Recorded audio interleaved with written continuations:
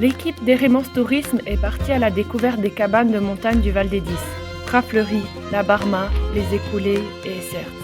En tant que collaboratrice touristique et accompagnatrice en montagne, je suis allée à la rencontre des gardiens et cabanistes de ces lieux d'exception pour en savoir davantage sur leur travail à la cabane. Moi, je suis tombée amoureuse de la région ici.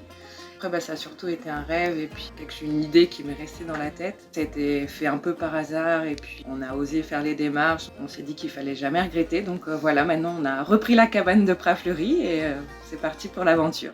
On peut dire qu'il faut quand même être un peu passionné pour se lancer dans de tels projets. Après, on n'est pas toujours tout seul. Nous, on est trois à s'occuper de cette cabane et disons qu'on a tous un peu notre passion à nous. C'est une activité qui permet de faire vivre un lieu magique parce que souvent isolé et d'accueillir des gens qui sont très différents d'une journée à l'autre. On a aussi beaucoup de respect pour ce lieu qui est chargé d'histoire et d'émotions. Il y avait toujours eu une bonne ambiance qui régnait à l'époque, déjà avec nos parents, donc c'est venu comme ça. Puis après il y avait des travaux, les manœuvres chaque année, et étant petit c'était intéressant, donc c'est venu tout seul.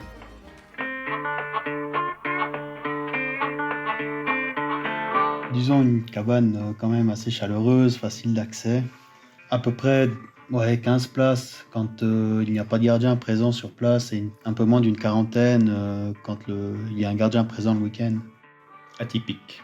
La cabane d'Esserts est gérée par le ski club d'Hérémence. Elle appartient au consortage d'Esserts. Elle a un cachet extraordinaire puisque c'est un ancien alpage et elle peut profiter aussi d'un magnifique troupeau de vaches d'airain qu'on peut admirer depuis la cabane.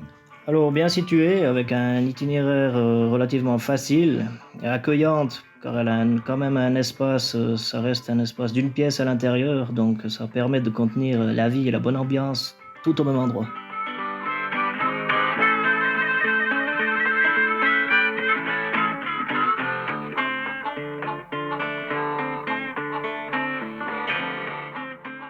Il y a deux types d'accueil dans une cabane. Le premier type, c'est les réservations. Donc là, on peut planifier, on peut accueillir les groupes, on peut les faire dormir, on peut se lever le matin pour leur faire à déjeuner.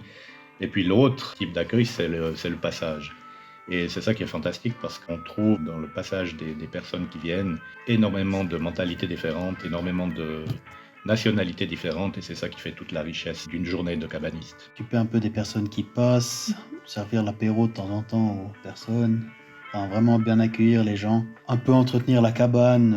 Gérer la clientèle, gérer la cuisine, et puis jongler entre les imprévus, être assez polyvalent, et puis, mais intense. Ça reste un peu à la cool, hein, c'est surtout l'accueil des gens qui passent dans les alentours, sur le sentier des Bouquetins ou autres. Les travaux normaux, donc un peu de bois, tenir un peu d'eau chaude, parce que parfois le temps tourne très vite aussi.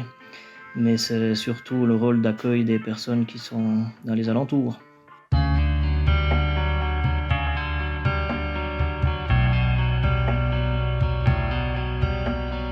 C'est un de mes rêves et puis après j'ai embarqué toute ma famille. Donc c'est devenu un projet de vie familiale.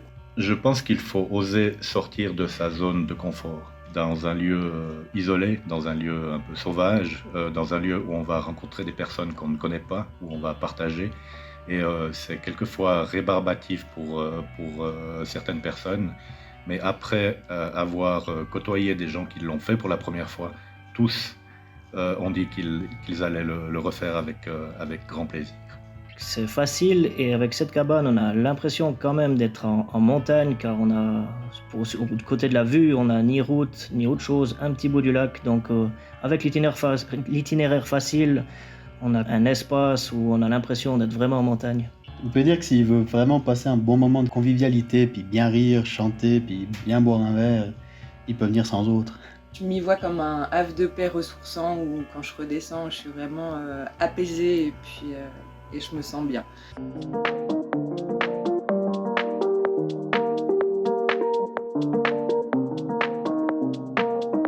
La cabane d'Esserts est ouverte de fin juin à mi-septembre, tous les jours. Elle a aussi cette particularité que l'on peut manger à toute heure, donc on n'a pas d'heure où la cuisine est fermée.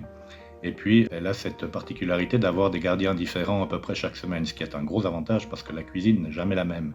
Donc il ne faut pas hésiter de venir très souvent. Alors, tout le monde est bienvenu dans notre cabane et on espère que tout ira bien, qu'on aura le beau temps et qu'on on passera de bons moments. Viens prendre de la hauteur et te couper un peu de tout ce qui se passe. Un dernier mot, on se réjouit de vous accueillir, puis de partager des bons moments et de vous voir. Il faut venir découvrir ce lieu, qu'il est très simple au niveau itinéraire, et puis que de toute façon il faut passer par le barrage de la Grande Ixence, donc c'est incontournable de toute manière. Et puis il est tellement simple que vous pouvez même vous nous apporter l'apéro. Donc à bientôt.